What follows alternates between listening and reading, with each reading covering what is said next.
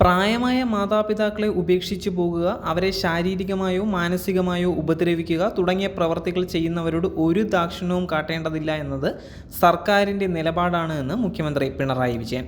മുതിർന്ന പൗരന്മാരോടുള്ള ക്രൂരതയുമായി ബന്ധപ്പെട്ട കേസുകളിൽ ശക്തമായ നടപടി സ്വീകരിക്കുമെന്നും അദ്ദേഹം കൂട്ടിച്ചേർത്തിട്ടുണ്ട്.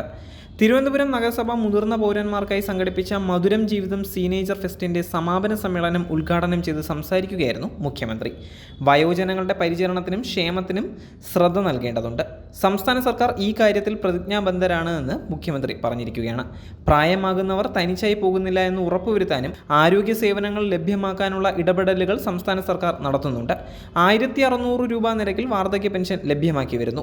കടുത്ത സാമ്പത്തിക പ്രതിസന്ധി നേരിടുമ്പോഴും കേന്ദ്ര വിഹിതം ലഭ്യമാകാതിരുന്നിട്ടും 2021 ജനുവരി മുതൽ പെൻഷൻ അർഹതയുള്ള എല്ലാവർക്കും മുഴുവൻ തുകയും സംസ്ഥാന സർക്കാർ നൽകി വരുന്നു. ഇതാണ് മുതിർന്ന പൗരരോടുള്ള കേരള സർക്കാരിൻ്റെ കരുതലെന്നും മുഖ്യമന്ത്രി പറഞ്ഞിരിക്കുകയാണ്.